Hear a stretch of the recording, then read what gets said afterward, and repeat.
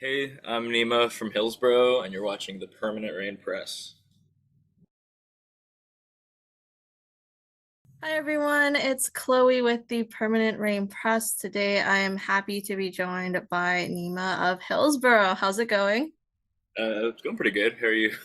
I'm good, thank you. I know we were just talking a bit beforehand. I'm excited for the new music, obviously, so we'll talk about the album in just a bit. But I wanted to start off with your beginnings because the Yeah, band formed in 2019. You started releasing music 2020. So tell me a bit about the band's origins and your original vision for this project. for sure. I think like at that time, we had been kind of playing around a bit before I left to San Francisco. Me and Dexter and Colt, our original guitarist. And I had started a few demos, seemed kind of interesting, and then I moved away for like months. And so I was kind of just like on my laptop, really sad, alone in the States, like working on stuff. But I was going to all these really kind of violent punk shows down there. I think at the time in the Bay Area, there were so many people there, and there was just like a certain energy that I kind of never seen before back home, and that definitely informed things. And then when I got back, I kind of just had a laptop full of ideas, and we started working on them together. And originally, we really didn't think it was going to be much. Like it was kind of this thing where we wanted to like only do shows in like gross basements and play really loud, uh, and didn't really like think about it more than that. And it's swollen to this whole thing. But yeah, that was kind of the original intention. You want it to be like solely a basement house show kind of band, like that's all you did. Yeah, pretty much. I think I wanted to just like recreate like when you're like 15 or 16 and you go to your first house show, and then it's like kind of dark, but like the music's cool and emo and loud. I wanted to just do that vibe, which we still kind of do, but it's gotten a bit bigger now. It's interesting to think about that because I mean, I guess at some point you started songwriting and then you were like, okay, I actually want to, record this music and Yeah. share it on like a wider scale. Yeah, it's funny, it was the other in a way, like it was kind of the other way around. Like, yeah, we decided I want to be in a band, and then I started making like basically beats with guitars. And then I realized like if anyone's gonna listen to this, there kind of has to be a song. Otherwise, it's sort of boring. So started writing songs at like we started kind of like we did lyrics and vocals at the very end of everything. Like it was the last thought. Uh, and now I love it. Now it's a whole thing that I'm obsessed with. But at the beginning, I really wasn't thinking about it much. Well, we'll talk about the writing a bit later on, but I know with your band name, you'd been going through names of random American towns. You settled on Hillsboro also as an homage to a Duster track, but I have to ask, like, why American, why not Canadian towns?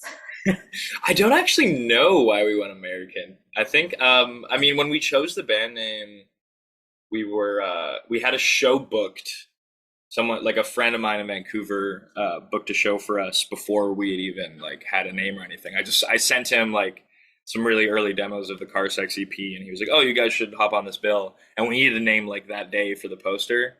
And I remember just being on the SkyTrain station and messages, and we just literally just started Googling like weird town names.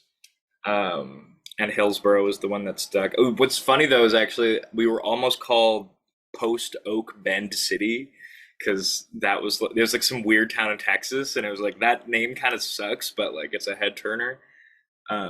Glad we went with Hillsboro though for sure. It's too bad we didn't give Canada any love though, I guess. Post Oak. I feel like that's almost a little bit of a tongue twister if you're going Yeah, fast. Post Oak Post Oak Bend City. sounds. Yeah, it's a I lot. mean, that would have been interesting for the merch. I will say it True. definitely would have been like the head turner. But Yeah. Hillsborough, I think it fits well, and then it's kind of like succinct together. Thank you. Looking back, like what are your thoughts on those first releases in the Car Sex EP, the Painkiller Stray Dog singles? I mean, I look back on them fondly. I think like that was my first time ever writing songs, and honestly, kind of my first time playing guitar. Like I played synths and produced and stuff before that, but that was like that stuff's all me just kind of figuring out how to do this. So I don't know. I it's mostly just nostalgia, I think, for the most part. I love how like emo they sound. Like they sound like I'm 17 in them, which I really appreciate. So yeah.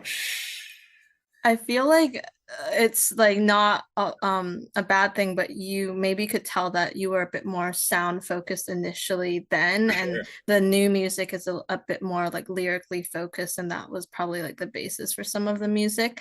Till this past January, like you hadn't released new music until you had Closer come out. Take me Yeah. through that 2 year period because you kind of like made a conscious decision to focus on new music, creative direction, not release anything. And that can be so difficult in this day and age for maintaining that interest and that momentum.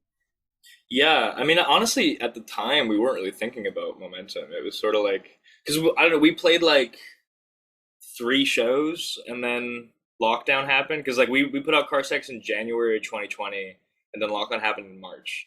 So like it was kind of like just as we were getting started, this thing happened, and I think because our initial intention was so live focused, we didn't want to put out music, too much music, and not be able to play shows to support it. Um, and so we figured, like, okay, if we can't play shows, we might as well just like get really good at what we're doing.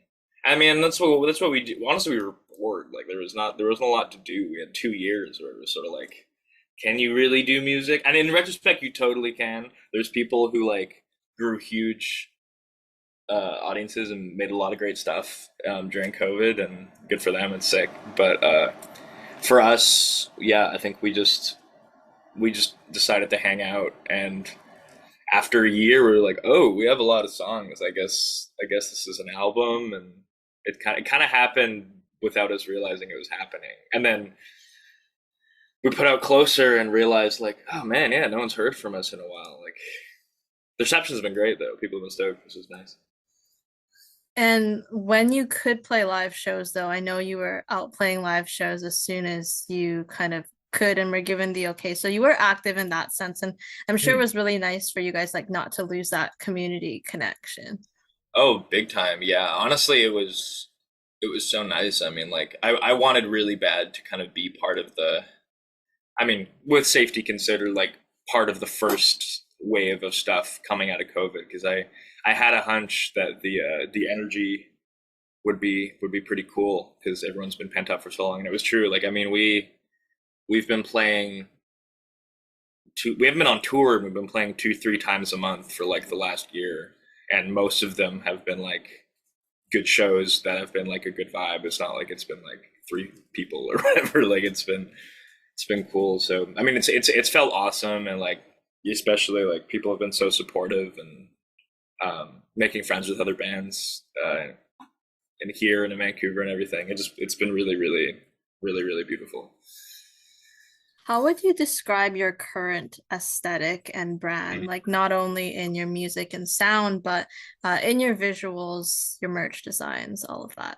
Yeah, I think it's a good question. I mean, I think the I always just do it based off like the reference points, but for me, but I think we kind of try to like make it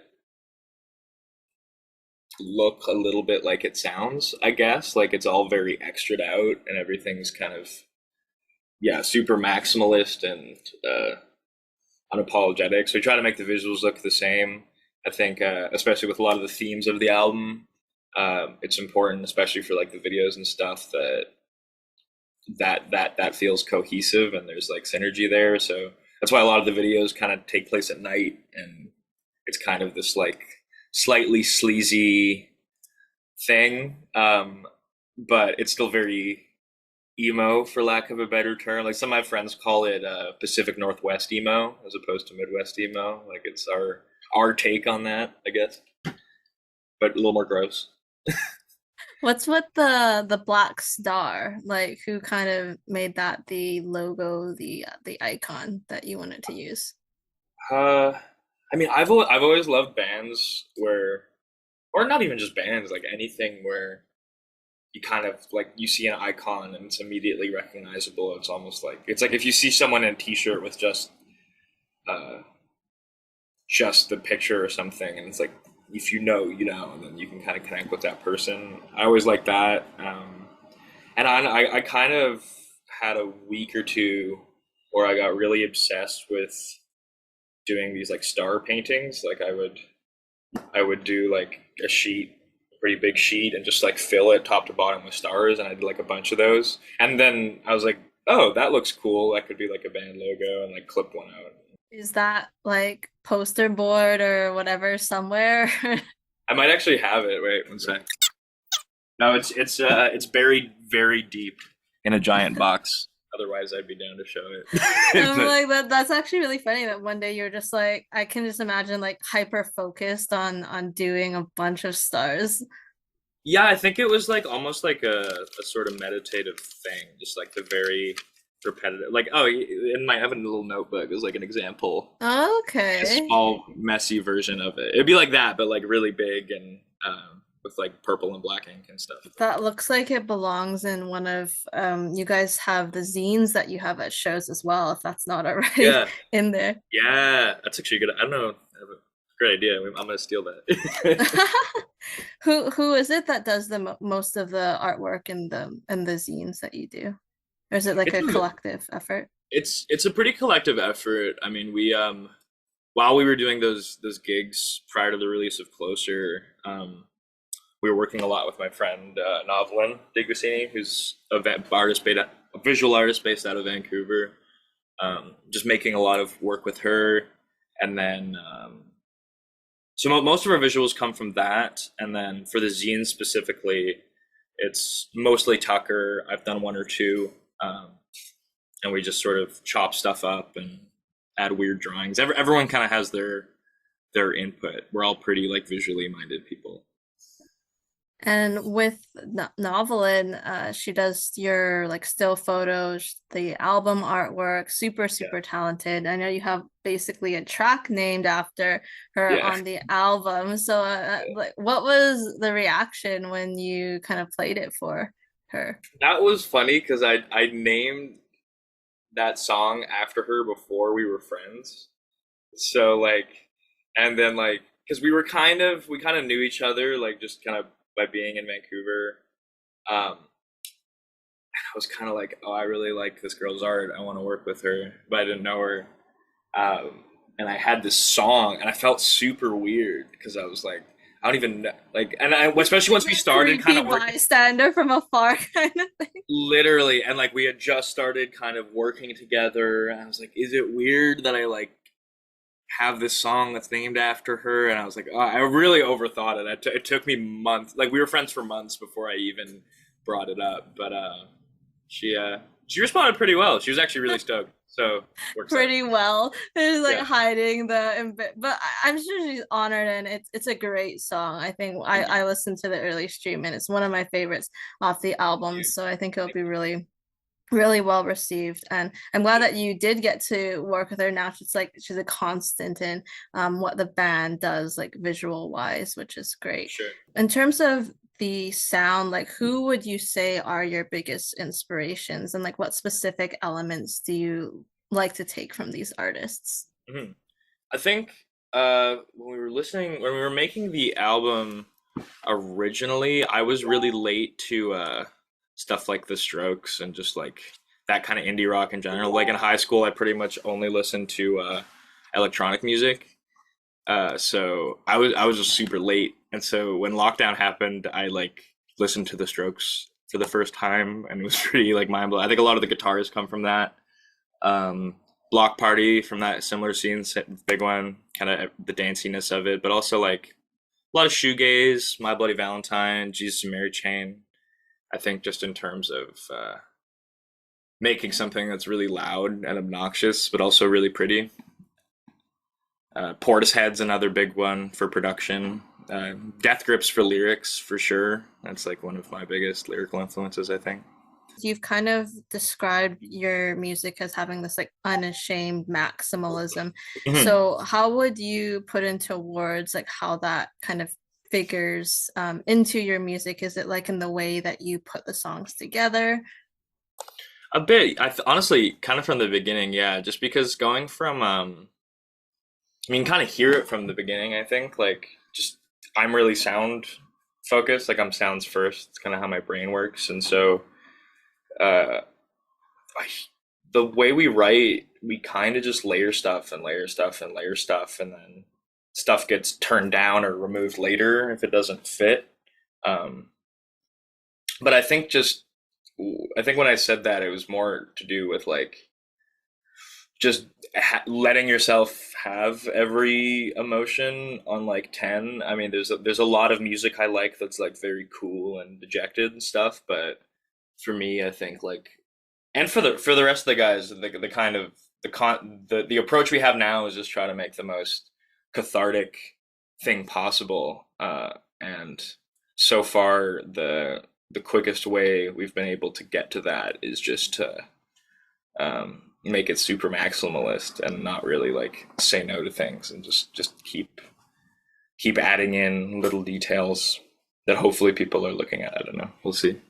You're like put it all out there essentially. Like don't have to like dial it back in terms of like to make it sound like a bit Yeah. better or whatever. Like yeah, and I Well, think yeah. Yeah. Oh, sorry. Go ahead. no, I was gonna say I think it works and like because you do have like a really big sound, like instrument wise, production wise. Thanks. Yeah, I think it's. I mean, honestly, a lot of it's just trying to like not waste anything because I think, especially with this album, like we were working on it for so long that because like it's 10 songs, we probably had like minimum 25 demos, probably more, like 25 to 35 demos, and they all were fully produced, so it was kind of like, oh, I don't really want to put this song out, but there's this like little synth loop that I made for it that I don't want to throw away, so it kind of got shoved. All that stuff kind of got shoved into just the 10 songs. Uh, it's just probably why, yeah, it sounds so extra out. In terms of songwriting, like you've talked about this before, but you've been vocal about your own dark cycles of Mhm. property destruction, drug abuse, mental health, how it's reflected in your music. Can you describe that moment of realization where you recognize that you needed to find a way out and how writing has really helped you in your healing? For sure. I think I'm trying to choose my words carefully because I don't want to like be reductive about this stuff because I also think like the romanticization of it, um it's important to acknowledge that because I think that was a part of why I was doing it. I think at the time I was romanticizing it, and as much as like the art is really expressive that came from that time, I really don't want to like glorify it if that makes sense. But I think the moment I start, because honestly, I mean, I don't want to lie. Like, I had a lot of fun, frankly. Like, I did enjoy myself for a time. But honestly, I started getting tired, and there was like something inside of me. Like, wasn't the person that like I wanted to be anymore. And I started looking at just the situations I was finding myself in, day to day, like I don't know, just like I was spending a lot of time at 4 in the morning in like weird bathrooms of people's apartments, and I kind of started having these like not out of body, but just like my perspective started shifting and kind of being like, "Are you really supposed to be here?" And like that kind of ate away. Um, and then I remember at some point, yeah, it clicked. Like I was just like, "Oh yeah, that's what the album's about." Because I always kind of I write little clips of thoughts and stuff, but I don't really assemble it until I know what I'm doing. And that was kind of the moment where I was like, yeah, okay, I think A, I need to stop doing this, and B, I think like making this music is probably going to be the easiest way for me to process this stuff so that I can move forward just like as a person.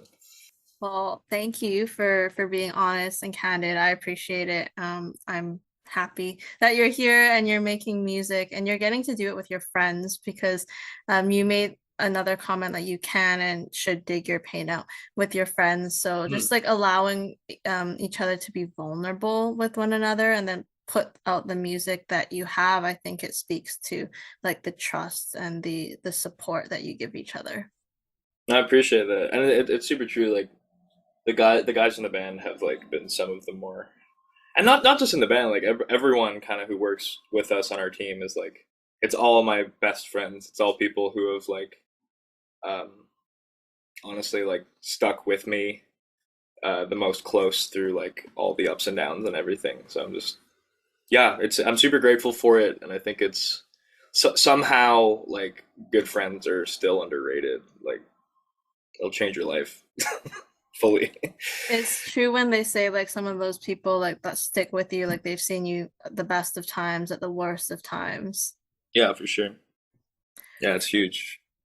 For writing, like do you go to the rest of the guys with your ideas and fine tune together? Is kind of what you say goes 100%?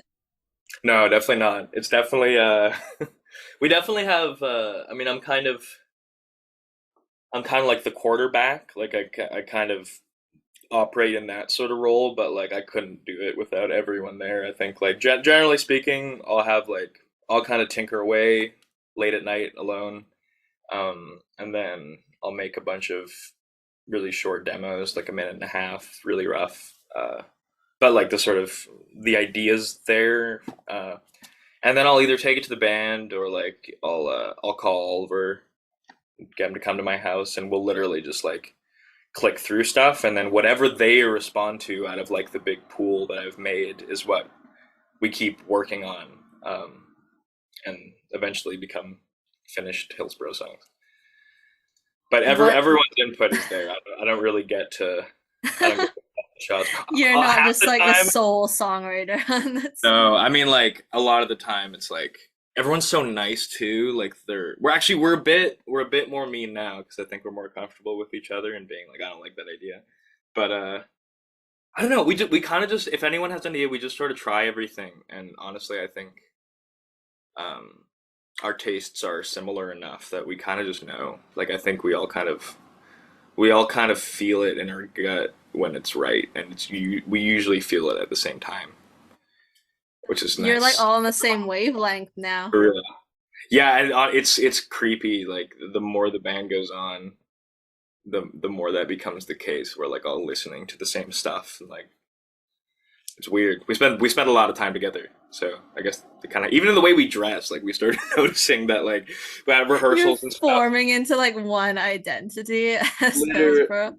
literally, because I think yeah, when we all met, we were maybe more individual, and now now we're like, whoa, everyone's in like loose black It's jeans. like scary seeing you all fuse into like one. Yeah, well, but eventually we'll just all be like playing the same instrument or something. That'll be the day. I'm curious, like, what is the favorite lyric or line that you've ever written? Ooh, it's a good one. Damn. I really like um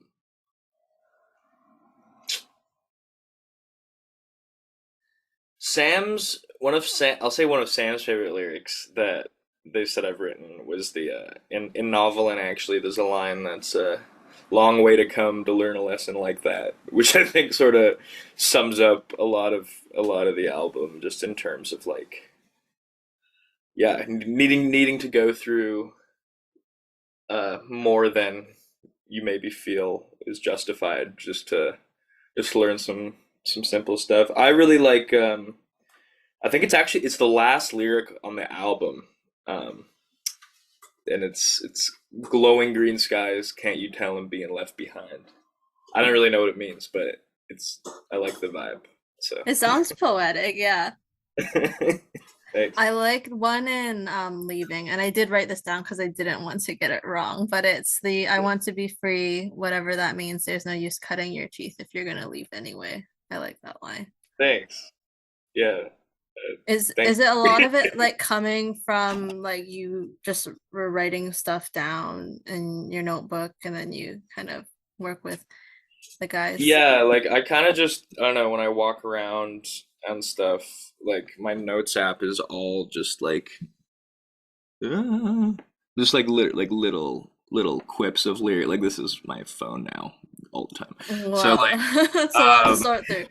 a lot to sort through, and then I really I think writing lyrics is like really special and important, but I don't really enjoy the process of doing it very much.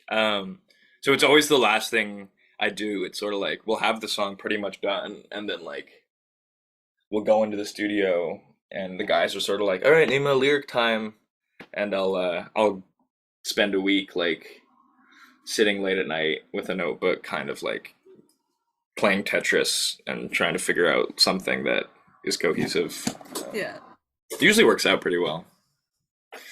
I don't We'll see. think you can tell that you're playing Tetris with your lyrics, but now people can once this Yeah, comes out. sweet. You do have videos out for five of your new releases. You directed them, again, frequently collaborated with Colt as the editor. How do you kind of conceptualize and bring your ideas to life together? It's a real mix. I think like a lot of the initial ideas came from like dreams I had or just kind of I usually carry a notebook around and sometimes I'll just be like looking at other stuff, like looking at a painting or I'll see a movie or something and I'll kind of write it down and then I get excited about it and it kind of keeps going and going. And Novelin actually helped a lot with some of the video treatments, most of which there's two or three that we put together that actually haven't come out yet. But yeah, she would come over to my house and I would kind of just yell at her about like what I wanted the videos to look like, and she would sit there on the laptop and like make sense of it all, for which I'm very appreciative. Um, but then in terms of like bringing them to life, I think I've been really lucky to just meet a lot of talented people who do film and like making that sort of stuff. So and are down to kind of deal with my chaos in terms of figuring stuff out. Like for the leaving video, I literally gave Jasper a piece of paper outlining everything. And I didn't even realize this because I hadn't looked at it in a few months, but he opened it up and literally the first line just says wet video, sexy video. Which, you know, if someone handed me that, I wouldn't really know what to think. So They basically need to it's like read between the lines and interpret these one word or two word phrases. I think lighting and coloring's been a big thing for your videos. Is that something that's kind of been like an underlying theme to create the aesthetic that you want? 100%. I think like I don't know, that's for me that's the visually the most direct way to just create mood. Um, really fast and it cuts. So I think and especially for this album, I don't know, it's very nocturnal to me. I know some of the videos take place in the daytime, but generally speaking, it's a lot of kind of yeah, nighttime and like kind of glowing light and a lot of purple and green and it just I don't really know why it just sort of feels right for me. Exit Plan, that video was quite chaotic. Take me through the Yeah. creation of that one in particular.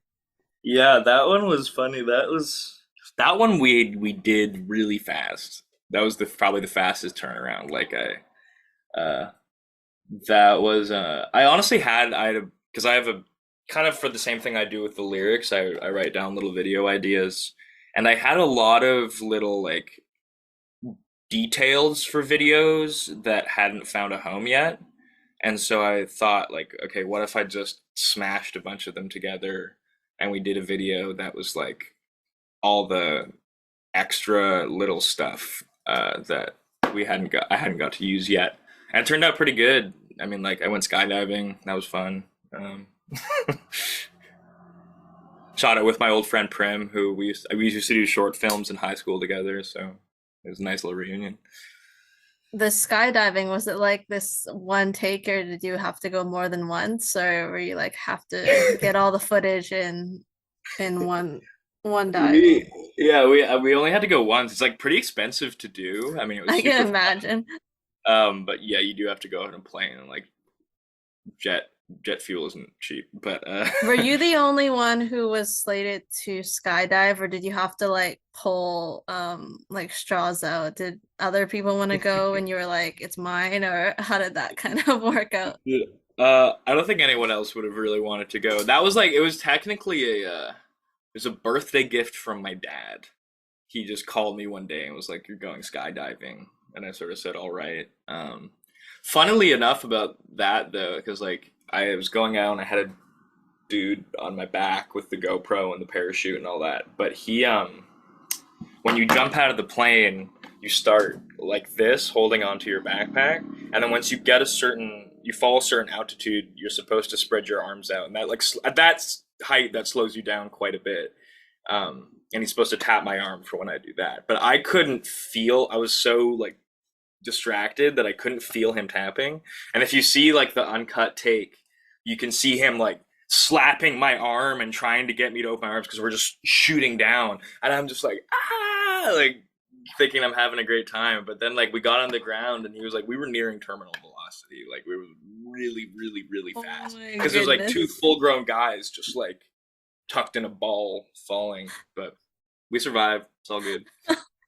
That is, he was probably so mad after the fact.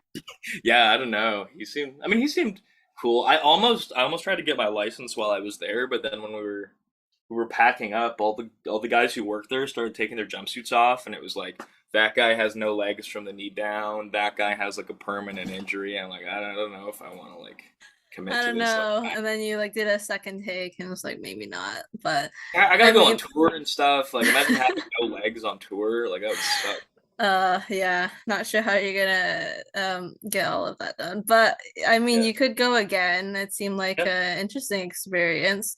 for Hopefully sure. the rest of the guys can go next time, next video. Would you go? I feel like I think I would be too scared of heights. I don't know. It seems like it's definitely seems exhilarating. I feel like people are scared, but maybe once they try it, they're like, this is actually really fun. It's like a Yeah, it roller was less coaster. scary than I thought it would be, for sure. Now, for the album, you worked with Jon Epworth on the mix master engineering side. Like, how beneficial was his expertise and guidance? Was it a lot of back and forth dialogue between you guys? I think with John, the way I met him was like I interned at his recording studio when I was in high school. So I like knew him super well, was like we were super comfortable with each other. And then once we finished recording the album, uh, because we went and recorded drums at his studio, and then we took a bunch of his microphones and recorded the rest of the album ourselves. Um, and by that point, we were so like tired of it and kind of had lost perspective. And so his job was really to um, kind of just be a fresh set of ears and try to like focus things and funnel them into something more concise. I mean, we were still very involved. Like Oliver and I would like just sit there behind him and like make adjustments, telling him what to do basically. But he really took it to another level. I think like the album wouldn't sound the way it does if he hadn't had his touch on it. So really happy with how it turned out. It's sometimes nice, I'm sure, to have like an outside perspective once you've been sitting with the music for so long, just to have like another pair of ears who kind of knows what they're doing. Big time, big time. I mean, that's why I'm in a band. It's because like if it was just me, I'd probably like go crazy and like not put anything out. So Which song are you the most proud of on the album and why? I think Black Hill, about halfway through the album, I just think it's like the prettiest thing we've done, and I think it's also like a lot of the rest of the album is like rock music. Like you can tell it's rock music, but that one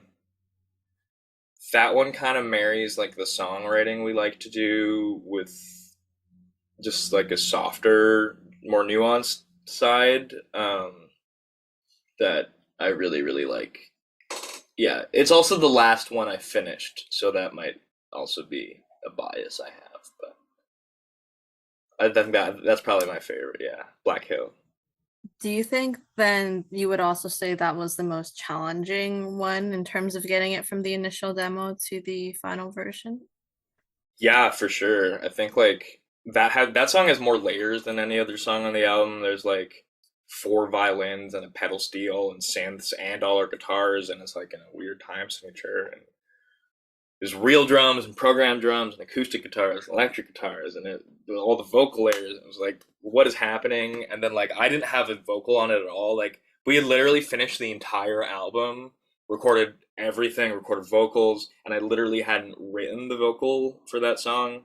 Um, and everyone was sort of just like, okay, when are you gonna like finish the album, my guy?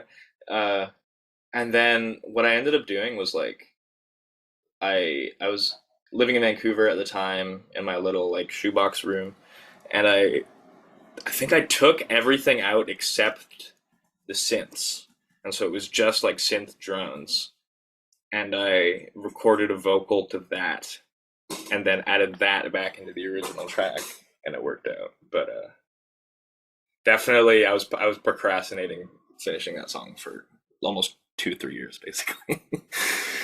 Well, you got it done, and it just took like I guess a little bit of focus, taking Yeah. everything out and putting it back together. Were there any major speed bumps that you guys faced in the making of the album, or was it just like the procrastination part? I think the biggest thing was honestly, I mean, the pandemic was just really practically difficult to navigate because, like we couldn't all be in the studio at once together sometimes, or like someone would be sick and they couldn't work on stuff. That would probably be the biggest logistic thing. I mean, honestly, the biggest road bump was like me. Like because I was crazy. Like I was doing drugs and being a weirdo, and it was like, okay, like Nima, instead of like being present in the band, is like off doing some weird shit. So that kind of put a maybe slowed things down, but it would also sound a lot different if I wasn't doing that. So I don't know. It's like This is the timeline I'm living in. I don't know. so there were pros and cons to that time, as Yeah, you for kind of sure. alluded to earlier. But you are kind of right now based on the island in Victoria. You've been named the Zone 91.3's Band of the Month. You've been a favorite at CFUV, the radio station. Over Hmm. there, you've played different charity shows to support DIY music venues and Rise Together. How supportive has the island been for Hillsboro, and why is it important for you to give back to your community? I think it's been everything. I mean, like when you're starting out, it's so hard. Like you feel like you're kind of just like shouting into the void. Uh, and just having, I mean, like the Victoria music scene's always been really. I have mixed feelings about it because I grew up here, and so there's always like a little bad taste in my mouth from I think just it being my hometown. But like people here really care about music and um, really actively want to support it, and I think the way that kind of people on the island, the music community here is really like kind of got behind us and like buys our like no one needs like a fourth Hillsboro shirt, but they keep buying them, and it's like thanks, like that really helps us like pay for recording or whatever, or just like even people just coming to shows and like when I see people wearing t-shirts in town or like someone comes up and like just says something nice who I don't know, it's it makes it feel like it's all kind of like worth it. Like whatever we're trying to do is working. So Who would you say are your favorite acts in Victoria to share the bill with? Ex Cowboy probably. I just went to their album release show last night. It was awesome. They're definitely our kind of like sister band. Like they're sick in terms of Victoria. I'm trying to think of who else. Oh, honestly, like Victoria's so quick. There's so many bands like come and go. really, really quickly here. Um, yeah, ex-Cowboy probably my favorite answer. I'm so distracted by them because I saw them last night. Their album just came out. So they're kind of the only name that is like flashing in my head at the moment. There's tons of sick people in Victoria, but like I'm uh, mentally fogged At right the now. So moment, it's I just all apologize. you're thinking about. I apologize to everyone who is in incredible bands in Victoria who I am currently That is incapable not ex-Cowboy of. at this very moment. Yeah, exactly, exactly. You've played both full band and acoustic sets, like mainly yourself or yourself and another band member. How have your live shows evolved over the past 3 years? And Hmm. like, what do you enjoy about performing on stage for others? I think in terms of evolution, like we've been playing the same songs for a really long time already. Um, just because while we were writing a lot of the songs on the album, we were also playing them live, and so it's been um, it's been interesting playing that many shows over that long a period of time with the same stuff because I think we've really just focused on trying to make it as good as we can and figuring out like how to create sort of like a nice back and forth with the audience. Um, Not in like a tangible way, even just like just getting the vibe right. Honestly, is like the most important thing. And I think that for me, that's the most important thing. Like if we just focus on trying to sound good, play well, but then also just I think yeah, create a space where people can have catharsis and feel good and feel safe and have fun, but also maybe like get some shit off their chest. I mean, like, and you feel it. Like, there's shows we've had where like we'll talk to people there who saw us, or like talk amongst ourselves, and it's like, oh, whoa, second chorus of that song. Like, did you like? I kind of felt like crying. Did you? And it was like, and Sam was like, yeah. And I don't know. There's a certain stuff when stuff like that happens. That's kind of like spooky. That's what we try to. That's how we know we're doing okay. Which are your favorite venues to play live at in Victoria and Vancouver? Because you've been over to the mainland quite a bit Yeah. recently. Green Otto's definitely my favorite in Vancouver. Um, Love everything. I haven't been to a bad show there. It's always sick. Um, Victoria, I really like the Victoria Event Center. It's a really good vibe. I think it's like it feels very welcoming. It's not like I don't know. I like the big bar shows and stuff. Like it's a lot of fun. Feels like a party. It feels very. We get a green room. It's all very official. But yeah, I think in Victoria, probably the Victoria Event Center. I think it's a good vibe. Do you still play like house shows and things like that? Every once in a while, we'll do like we don't really like we don't like promote them so much, but like if like a friend's in town, we'll do a backyard and we'll do little like word of mouth things where there's like no flyer and it's like yeah, Hillsboro's playing this backyard at this time. If you know someone who's going, ask them kind of thing, which has been really fun. Yeah.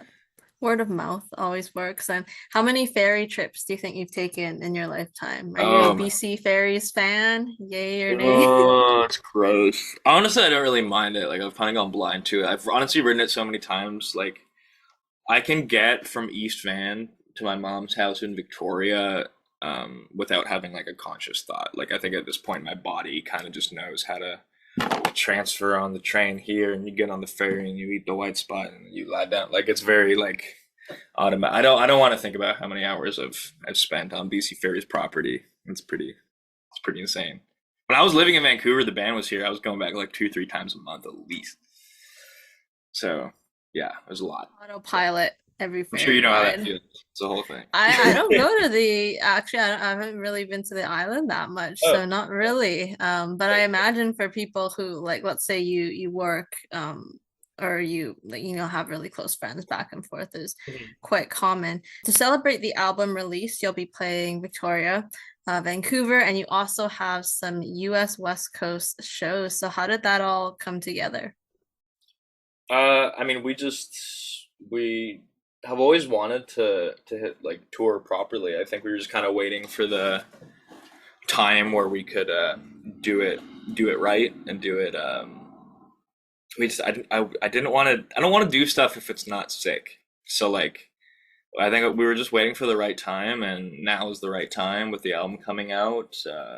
We've been booking it all ourselves. I mean, we've been really lucky too. Like we got a grant from Music BC, which has been super helpful, and just like relieving some of that financial anxiety. And yeah, I mean, our team is really solid, and it's been really helpful setting everything up. I'm super stoked. We have a bunch of dates that are still to be announced, actually. Like so, it's gonna be a busy 2 weeks. I'm super stoked. Are you guys taking like a van down south with the trailer in the back? We not the trailer. I think it's gonna be cozy. We have a pretty big van that we use, but it's gonna be like five of us plus our manager and all our gear and merch and everything. So and the AC doesn't work. It's gonna be pretty sweaty when we get to California. But Who's the designated driver in the band? uh, Oliver plays drums and Tucker plays bass. I have my full license, but based on my car history, I'm not allowed to drive the van. Fair enough, fair enough. Well, hey, you'll just be the one sleeping in the I'm back. chilling. I don't mind not driving. I mean, like, hey, like, It's a plus for you not actually being able to drive this time around. yeah, exactly. Throw lots. I feel like the if I don't know if it will make your set list, but coming down would be so well received in like the live intimate setting because you have like that raging bridge part. Yeah. Thank you. Yeah, we'll definitely be playing it. That's a really fun one. Curious to see how people outside of Canada react to our stuff too, because I feel like the vibes are a bit different down there. How about the people in Bellingham? That was like that's always funny to me when people play Bellingham and you're like you could really drive from Vancouver to Bellingham. It would only take like an hour or less, or Yeah, maybe around an hour. it's so wild that was like right there, and like, but even just because the border is so like, as an artist, it's really hard to get over and like play shows in the States or vice versa legally. So like, um, yeah, I mean, there's some great bands in Bellingham. Like Kareen's awesome, and I've never been there. I'm kind of curious to see how similar it is to like an hour away, like fucking Burnaby or whatever. Like it's probably Yeah. the same, but we'll see. Now the band joined TikTok in April. Who bit the bullet and created the account? I think I created the account. Technically, we'd all been talking about it for a long time. I think it's, I don't know. We just mess around on there. We're not really like, oh, we're gonna blow up. It's just sort of like we try to make. Honestly, we just try to make each other giggle on that thing. Yeah. But I mean, there's some peak comedy on there. You have, I mean, aside from the guitar riffs more regular, you have like the dance battles, the band practice. There was the sped up version of Swallow that looks like it came from like the Mario game. So oh you have yeah, some fun stuff on there. yeah. I mean, I enjoy it. It's fun. I mean, it's honestly like just like all the dumb phone videos we're already taking of each other. Now other people get to see them, which is out. I don't know. It's Was there fun. I think anyone who was like, don't create the account, don't create the account? honestly, I was probably the most adverse to it because I was like, I don't want to like I don't know, like I'm tired, man. Like I don't want to do more social media. Like I am exhausted. Like, huh. But yeah, so I was dragging my heels on it for a long time, but I also hadn't really used TikTok, and then I like got TikTok and I started using it. I was like, okay, I kind of like this. So I'm still not like fully resolved on it, but we're getting there. I'm starting to enjoy it more and more. It's kind of dangerous. Going full zoomer. What are your thoughts on, like how music consumption has changed and the way listeners find and engage with artists today Mhm. on platforms like TikTok? I think like I understand why people don't like it. Because as an artist, especially if you're the type of artist who is inspired by albums and kind of longer form stuff and like deep listening, like yeah, it can be a little disheartening to think that you pour your heart and soul into this body of work, and then like no one cares and like listens to like a 10-second clip or whatever. But honestly, like I don't think it actually does that much damage. And I mean, like music has always been shaped by the kind of the commercial mediums, unfortunately. Like I think like if you look back at the like the 50s and 60s, like people weren't putting out like concept albums for the most part. It was like a compilation of Beatles singles, and like that was, and no one's complaining about that. So like I think it's just the natural evolution of stuff. There will be something else that comes up. I think people still really like, if the, it's a gateway. If you hear something on TikTok and you end up getting into the band, you're going to be into the band or whatever it is. And I think the stuff that stuff blows up and dies really quickly. I think anything that is really of quality or like has staying power will stick around. And it kind of self filters. I'm not really too concerned about it, to be honest. I think that's a really like fair assessment of it coming from like a musician, because it's like you mentioned, it's like the evolution, it's the natural progression. It's like something you don't think too much about, like you're focused on the music that you're making and happy to put out their TikToks, just like another kind of avenue, I guess, be as you may. Do you think who posts on your Instagram account? Because the Instagram account is pretty active. Yeah, I mean it's a mix. I think like I do a lot of it. Our friend Jorge, who I've like known since I was a teenager, helps with a lot of that stuff just because it's like at that volume of stuff we have to put out with everything we have going on. It's a lot of work to kind of like keep that going. But I mean, it's pretty much us. I mean, like not like, Novelin made like so much work in that year. Honestly, we're like still mostly just posting that. Like it's like the craziest archive of material, and that we're kind of just like dripping out because we haven't figured out another way to show that stuff off. Maybe we'll do a book or something one day. I don't know, but we'll see. Finding a way to post like the content, right? You're like you want to put it Yeah, out there, but you don't have like a schedule, so it's kind of all one up. It's nice to hear that you have like a friend as your social media manager, though. It does take off some of that weight. yeah. He's Jorge's the dude. Yeah, he helps a lot, especially like I don't know. I have mental health issues. I get depressed and stuff, and like I don't always want to be in the feed when I'm feeling that way necessarily. So it's good to have someone to kind of tag team off if I'm just like having a bad day because the show must go on. And there's so much noise on social media, so it's really good to take a step back and unplug. And as we kind of round things out here, aside from the US tour, local dates, and the new album, like what else do you have planned? Can you tease any of the new music that you've already been writing or working on? For sure, I think like there's a bunch of stuff that didn't make the album that people are actually going to get to hear in the following months. Which I'm excited. It's some of my favorite stuff that just like didn't fit with like in the track list, but that we still put a lot of work into, and I'm really excited for people to hear. There's going to be more zines. Going to be doing some fun stuff with merch. We've been like going deeper on making making some stuff handmade, and yeah, I mean we're gonna keep touring. We're gonna keep making music. We're in this for the long haul, so no end in sight.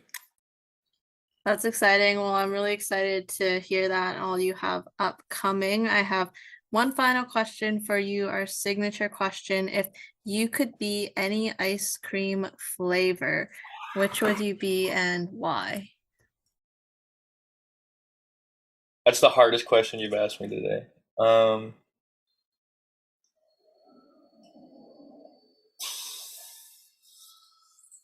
I'm